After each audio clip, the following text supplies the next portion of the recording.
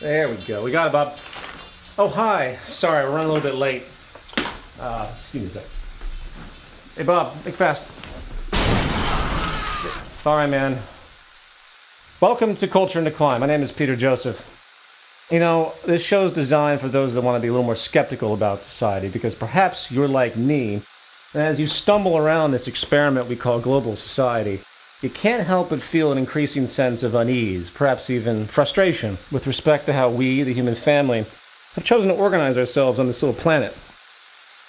The late astronomer and well-known advocate of scientific thought, Carl Sagan, his famed PBS series Cosmos, once invited the question: if we were visited by a superior species from another part of the galaxy, and were forced to explain to them our stewardship of our planet, not to mention the state of human affairs today, would we be proud of what we described? How would we frame our explanation of how almost half of the world, over 3 billion people, are either barely surviving in abject poverty and sickness, or are simply dying off unnecessarily at a rate of about one person every couple of seconds, all occurring in the wake of an advanced technological reality where we could easily feed, clothe, and house every family on Earth in a respectable standard of living? How would we frame the global warfare, 230 million killed by their fellow man in the past 100 years alone? Based on what? Meaningless territoriality, resources, dogmatic, obsolete ideologies? Again, this all occurring in the shadows of a looming scientific recognition that we are indeed simply one family, sharing one household, bound by the exact same laws of nature, and hence the same unifying operational ideology. How about our economic system? The bedrock of what defines our society, not to mention our dominant motivations. How would we explain the reality that rather than organizing ourselves efficiently as a single system to properly manage this household we share, we childishly divide and compete and exploit each other through an archaic, completely environmentally decoupled game? A game, by the way, which not only appears to perpetuate a vast spectrum of social atrocities, but now seems to be further destabilizing society, decreasing our public health. Sorry to say, as an individual, I really don't care what you believe, nor do I particularly respect it. Why? Because I don't really respect what I believe either. There's no evidence to show that any of the traditional values, establishments, or social structures, common practices we have today will be relevant tomorrow. The only thing that appears to stand the test of time is this very notion of change, the ever-evolving understanding of ourselves and the world we inhabit. Perhaps some might think that that's actually the definition of human intelligence. What do you think about that? Less about what we know, more about how vulnerable we are. So when you look out your window, ask yourself, do you see intelligence or do you see dogma? Do you see a culture listening and working to realign itself with the ever-emerging natural orders as they unfold? Or do you see desperately stubborn efforts by many, particularly those in positions of power, trying to keep everything the same to the detriment of the entire human experiment? You know, like you, I might be only one member of this family that is now 7 billion strong. And like most families, yeah, sometimes it's hard for us to agree. But sometimes things get so bad, we need serious intervention. The following series is that intervention in the hope to salvage what is clearly a culture in decline.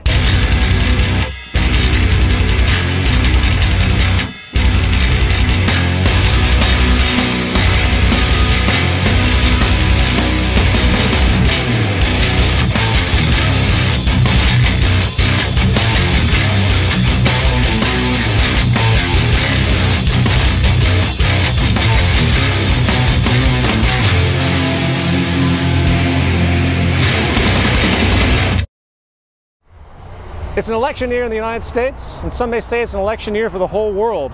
Still the dominant empire, the United States political system has spent roughly $25 billion in the past decade alone. An amount of money, if averaged and distributed annually, could house and feed every homeless person in America, effectively ending the epidemic. Perhaps like me, by the end of this program, you'll find that money would be better well spent. Be that as it may, the 2012 presidential election is gearing up to be one of the most expensive and ostensibly important elections of all time, given the ongoing debt crisis, the unemployment crisis, and the vast destabilization we see across society. However, I'm not particularly interested in the left or the right, or am I interested in any candidate's political merit? What I'm interested in is the entire idea of global democracy in the tradition as it exists and how it is blindly accepted by the vast majority of people on this planet as being the only option to satisfy their interests and create good well-being and hence societal management in its optimum state. That's what interests me. So, rather than debate about who should be the next president, why don't we step back and consider some broader issues, such as, I don't know, maybe why we even have a president to begin with? What is this, medieval feudalism? I thought the days of kings, dictators, and giving one person enormous power was coming to an end. Or, more generally, doesn't it seem a little absurd to claim a participatory democracy when the public itself actually has zero say when it comes to the actual decisions made by those elected? It's bad enough that those voted in have literally no legal responsibility to do anything they might have claimed on the campaign trail. But if you examine history, you will find the historical fact that the public good has always been secondary to other interests, mainly financial and business interests. Of course, this is common knowledge now, right? I mean, why did the US government, completely against all known public interest, allow the private banking system, a system which actually creates nothing, to be bailed out to the tune of $13 trillion? You have a $14 million oceanfront home in Florida. You have a summer vacation home in Sun Valley, Idaho. You and your wife have an art collection filled with million-dollar paintings. While the public was left out to dry with overflowing private debt, job losses, and a stagnating economy. You know, if we're going to persist with this silly little game we've concocted called the growth economy, where the movement of money defines everything, it might be a good idea to do the math regarding what might actually help this economic system operate at some passable level. Therefore, if you raise taxes on the so-called rich, you're really raising taxes on the job creators. And if the goal is private sector growth, you got to recognize that the best way to create that growth is to leave capital in the treasuries of the job creators. If that money spent on the bank bailout was spent on, say, relieving private household debt instead, while letting Goldman Sachs, JP Morgan, and all of the other technically meaningless, non-producing financial institutions experience the failure and bankruptcy they deserved, simultaneously nationalizing the entire U.S. banking system as a whole, the U.S. economy might have had a chance. Why? Because banks don't actually contribute anything. People with jobs do. You want growth in this type of system, you need jobs. You want jobs, you need demand, and demand requires people having free money to spend. So by helping the public debt burden, you would plant the true seeds of economic growth. Well, of course, as obvious as that may seem, many forget one thing. The bailout had nothing to do with helping the U.S. economy, nor does it or will it work to help any hurting, sovereign economy in the world. Why? Because we live in a plutocracy, not a democracy, and the only true power is actually behind the curtain, not in front. The financial and business powers not only own and control this country, they own and control the whole planet. And no, it's not a conspiracy, it's a value system disorder. As long as a dollar sign is associated with every blade of grass, every plot of land, every fleeting thought or invention, not to mention judging the merit of individuals for their right to life through labor, we should expect nothing less. Since the inception of the state itself, coupled with the underlying power of money as the ultimate driver of human decisions and hence persuasion, the true power has always been financial. And those little people you elect into office every couple of years, they have owners too. And don't you forget it. Democracy, is that something you believe in as it exists today in America? Well, when you say as in believe in, does it exist like forest fires or God or the devil? What is your opinion of the American democratic system as it exists? It's broken. It's deeply, deeply broken. Democracy goes, of course, to Greece, and it's the theory that the people own the government. And is it in practice happening in 2012 in this country? Not close. It's a corporatocracy. So all of this considered, let's now think a little more accurately about this whole democracy deal. Since the tradition of our democracy has to do with representatives elected to apparently do our thinking for us, a critical question becomes, where do these people come from? Why are they the ones on your TV and not others? Did you decide that these people are the best choices to compete for such critical leadership? Or have you noticed that the most pronounced candidates, especially the presidential, sort of come out of nowhere and through the media are given credence merely by repetition of exposure? The term democracy comes from the Greek demos, which means people, and krates, which means rule. And so the people of a given society express their opinions through votes, and policy is created by the majority's interest. It appears the process was formalized in ancient Greece and has been adapting ever since. However, it didn't take long for a bit of cynicism to emerge with respect to the process itself, given the fact that the entire basis of the idea assumes that the voting public actually is educated enough to know what they're doing. Franklin D. Roosevelt once acutely stated, "Democracy cannot succeed unless those who express their choice are prepared to choose wisely. The real safeguard of democracy, therefore, is education." Winston Churchill, on the other hand, was a little less forgiving, stating, "The best argument against democracy is a 5-minute conversation with the average voter." And, of course, the infamous Mark Twain jumped to the inevitable punchline, stating, "If voting made any difference, they wouldn't let us do it." I would like you to ask yourself, if we were in the ruling class, the investment ownership class, to paraphrase Thorstein Veblen, and we wanted to preserve our interests against any interference, what would we do? Well, first we need to take the broadest possible view we can.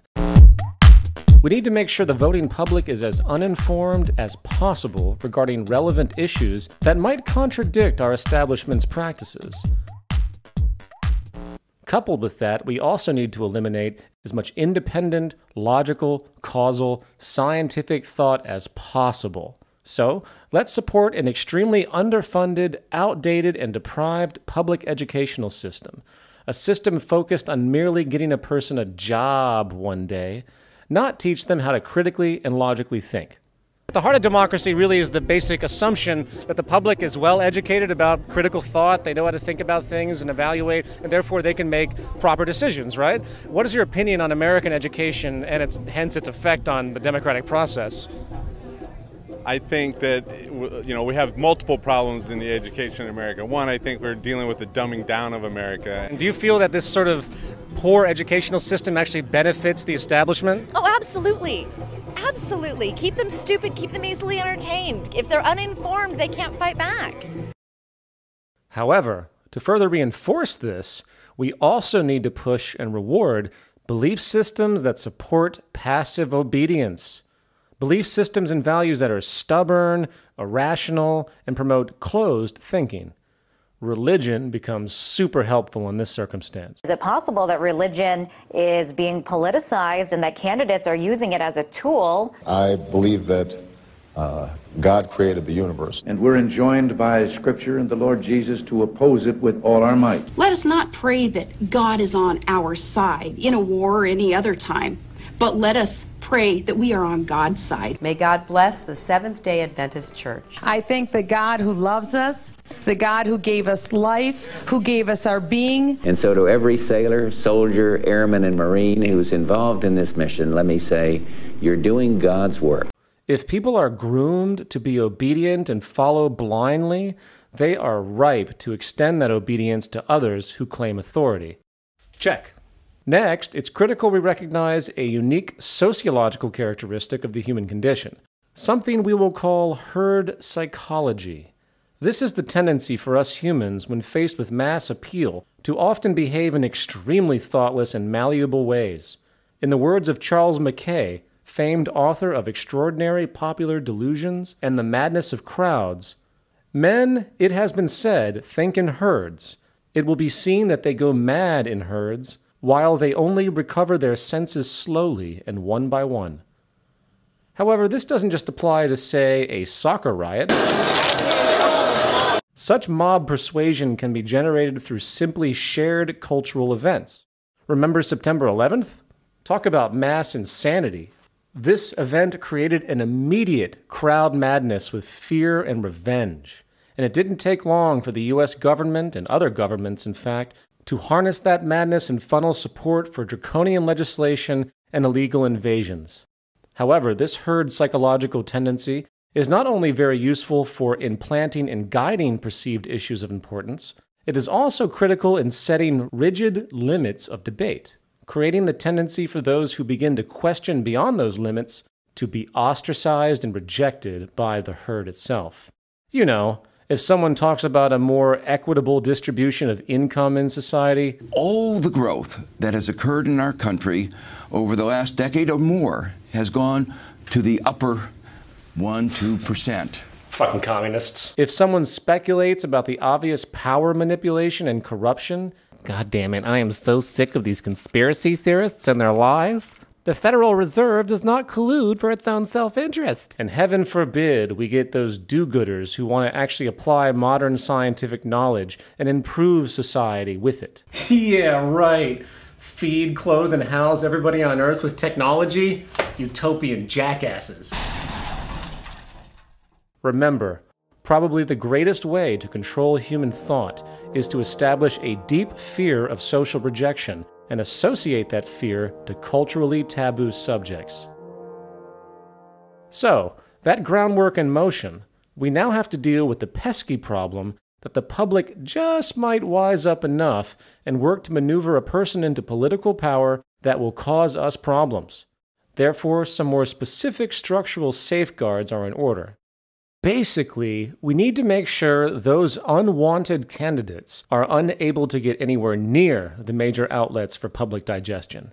And if they do, the practice is to treat them like freaks. Are you suggesting that heroin and prostitution are an exercise of liberty? What you're inferring is, you know what? If we legalized heroin tomorrow, everybody's going to use heroin. How many people here would use heroin if it was legal? How do we do that? With money. And our corporate constituency has plenty. We just need to make sure the use of this money for political influence goes uninhibited. In a U.S. Supreme Court 1976 decision, the freedom for a candidate to use unlimited personal money for their campaign was deemed legal, equating spending money with the right of free speech, in fact. What this translates to, in effect, is the removal of any regulated fairness of expression, and hence whoever has the most money has the most resources and hence effect. Perfect. However, let's secure this a little bit farther. Let's also make sure that our corporations are given the legal right to promote our little puppets without limit. Luckily, in 2010, our pals again at the U.S. Supreme Court confirmed that the government may not restrict political spending by any corporation in candidate elections, as they are, once again, protected by the First Amendment. So now we can buy mad ad space to promote whoever we want as much as we want, drowning the opposition in the media. And double check. Okay, now those broad measures in place, it is still important to control the basic unfolding of the electoral process from start to finish. The best way to do this is to create a false duality, the illusion of competition between parties. We need a two-party system that constantly argues with each other in general, but still upholds the basic elitist policies we need to maintain our advantage.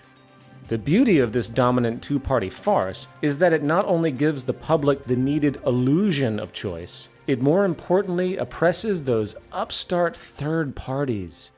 As we know, these annoying self-righteous third parties have been troublemakers from day one.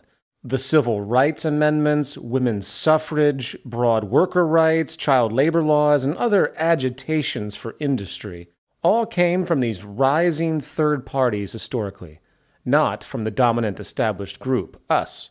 So we need to be vigilant here. We need to get the public so used to this two-party dictatorship that they don't even mind if the two parties are given direct control over most of the electoral process itself. They need to have the power of organizing the rules of electoral redistricting, the primaries, the caucuses and debates, and of course we, the ruling class, will moderate their actions through lobbying, campaign contributions, exactly what the free market promises, the freedom to manipulate everything. So meet our friends, the Commission on Presidential Debates, or CPD. In 1988, the Democratic and Republican parties, or the Demo-publicans as I like to call them, established the Commission on Presidential Debates. Posing as a nonpartisan institution, the CPD successfully took control of the most influential election event, the presidential debates. The CPD, which is a private corporation co-chaired by the former heads of the Republican and Democratic parties, decide through secret contracts who is going to participate in the debates and what is going to be talked about. So those pesky third parties, along with controversial ideas, can only come into play if the Demo-publicans decide they can. I mean, really, can you imagine what would happen if those annoying social upstarts actually were able to go up against the trite, miserable logic and narrow subject matter typical of our rigged debates? But for the nurse, the teacher, the police officer who, frankly, at the end of each month, they've got a little financial crisis going on. They're having to take out extra debt just to make their mortgage payments.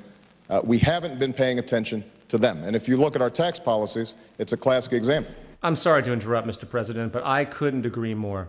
However, don't you feel that the tax policies and other common acknowledgments about what is hurting the average American is actually quite benign when compared to the very foundation of our economic system? You know, making money out of debt, charging interest on it that doesn't exist, which means that there is always more outstanding debt than there is money to pay for it. Of course, that lends itself to more debt being created to cover it, and essentially failure and bankruptcy is inevitable. Not for the upper classes as much as the lower middle classes, of course. Why? Because the lower classes are the ones taking the loans for their home and their car, while the upper class are actually making interest income. Rather than paying interest, they actually make interest through their deposits and investments. Obviously, this secures a massive growing class divide structurally. Is that not something worth considering? No? Oh, and as a final point about the CPD, our corporations can now directly donate to them, hence the parties, imposing our financial influence and hence agenda even more, making another end run around that pesky legal legislation barring corporations from contributing directly to political campaigns. A beautiful end run. However, nothing's perfect and you can't be too careful, and sometimes good old-fashioned time-tested tactics are needed, and nothing is as old-fashioned as good old direct electoral fraud. So let's get some of our corporate buddies to build some voting machines with really terrible integrity and get them in as many critical spots as we can. Yeah, I know it's sloppy. It has already become public that the machines can be hacked remotely with about $10 in materials and an 8th grade science education. But since most Americans are completely distracted by their debt, lowering standard of living, and ongoing job losses, the liberal media falls on deaf ears. So, let's recap. Free-thinking people tend to recognize the need for ongoing adaptation and change. So we need to make sure education supports the existing tradition through mere rote learning, not critical, logical thought. Next, we establish clear limits of debate in the culture and make sure those who go beyond the pale are shut down by endless ridicule and debasement. Then we need to harness the herd psychology and guide it through our media to either identify with the issues we need in the forefront or distract them outright. As far as large-scale influence, we need to have the freedom to do whatever we want and to use our vast corporate wealth to influence both public opinion and the candidates themselves.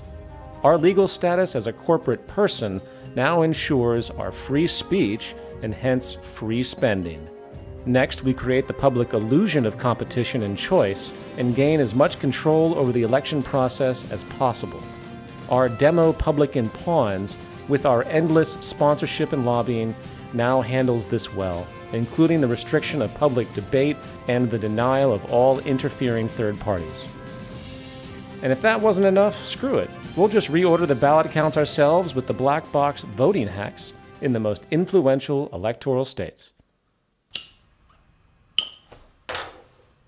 And so it goes. You know, since the beginning of civilization, those in power have successfully restricted the interests of the majority by regulating their values, by controlling resources through money, not to mention controlling the very processes that exist to challenge them. Is it a conspiracy? Do such powerful men meet in dark rooms and work to figure out how to keep their power? Actually, no, not as much as you might think. You see, the hilarious thing about all of this is that such a process of manipulation is actually self-generating, justified in a step-by-step manner, with basic self-interest guiding the whole way. You see, the real corruption is not occurring in backroom meetings or at the docks. The real power resides in how you, the public, actually perpetuate, condone, and support the very underlying systems that oppress you. Final thoughts. Many watching this program's content will likely interpret the broad farce known as American democracy, or really the farce of global democracy, in fact, as a system in need of better regulation. The ACLU, Democracy Now!, Michael Moore, Occupy Wall Street, Annie Leonard, and other intelligent and outspoken activist institutions and figures seeking what they call change all actually operate within the same presupposition. If only we can better regulate monetary and corporate power, we can fix the world. No. I'm sorry to say that until the social premise itself, and hence the fundamental psychological drivers of our economy, imbalance, scarcity, narrow self-interest, exploitation and competition, until those are altered to the extent that the system begins to reward and reinforce collaboration, human and ecological balance, efficiency and sustainability, nothing is going to really change.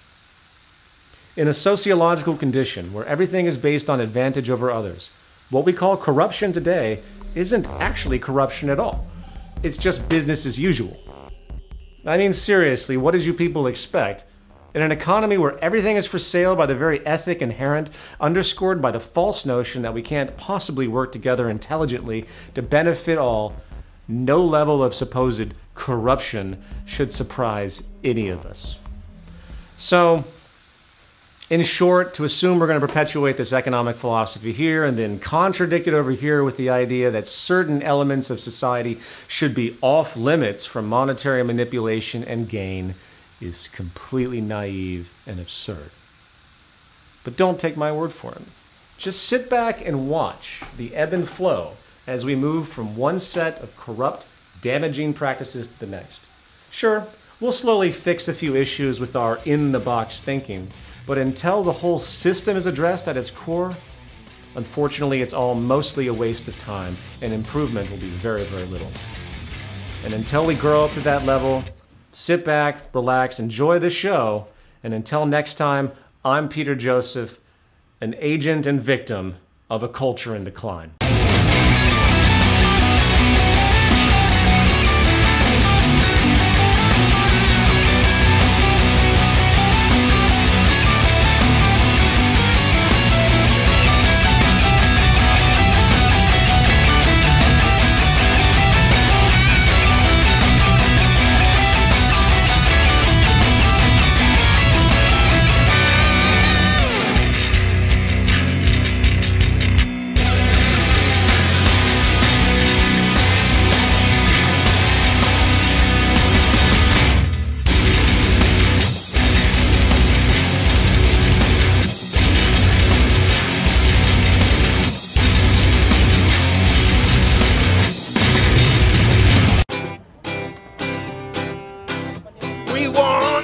Take, not corporate tyranny.